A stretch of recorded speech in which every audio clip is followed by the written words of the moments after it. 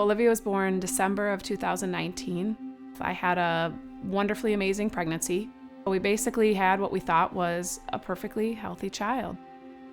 It was really at her 2-year pediatrician appointment that I kind of pushed for answers on her stomach and her GI issues. We saw a GI specialist in pediatrics. It was middle of kind of COVID time, so we were all masked up. She had said, I showed her pictures to a few of my colleagues. Do you mind kind of pulling down your masks and letting me see your faces? And she kind of sat Olivia between us. And she said, who does she look like? We do kind of agree she's kind of got some unique facial features. And that was the first time that kind of popped into my head that there could be something bigger than just something wrong with her stomach. She said, let's just get a genetics consult and just make sure we're not missing something bigger. They ran a bunch of blood tests on Olivia, and the following Monday I was at work. And I knew the call. I knew they said they'd call if it was bad. She asked if I was sitting down, if I was ready to hear the results. She said,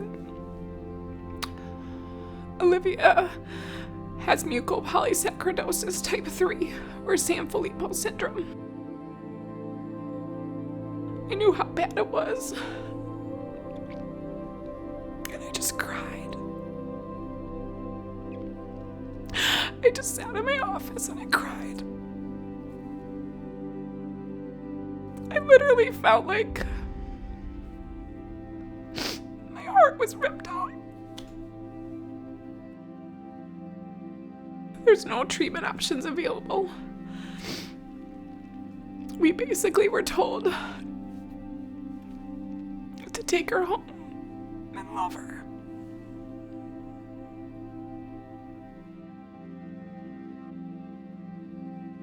Mucopolysaccharidosis is formerly known as MPS. They are disorders where the child is missing an enzyme that breaks down a toxic waste in the body. She is missing that. So, born healthy, she slowly builds up that toxic waste in all of her organs.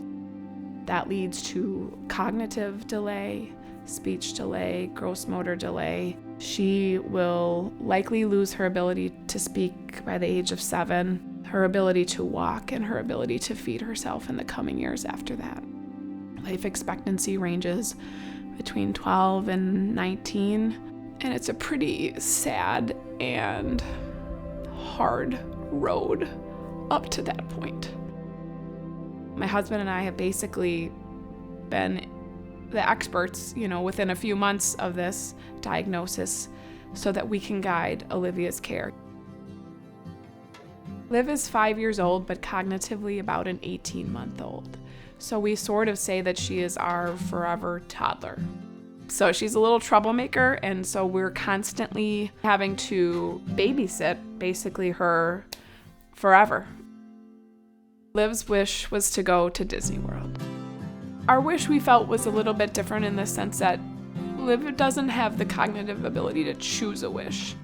We kind of had to select this wish for her. We wanted to make sure we were doing something that she would love. So what we kind of had to keep in mind was we're not only making this wish for Liv, we're making this wish for us and our family so that we can make memories with her. We wanted to pick a wish that we knew would not only make her smile, but would bring smiles to the faces of our family. She can't pick this wish. It's us picking things for her, which is sort of is kind of like how the rest of her life will be. We always say we had this long book or this long storyline written out of what we thought our lives were going to be. And this day, this diagnosis completely pivoted in that. And that's okay. And now we're on a new road. We're creating a new book. We're completely writing our own chapters. Let's make the best of that book. How do we make that book?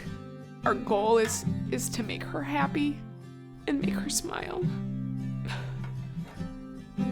Because that's all we can do.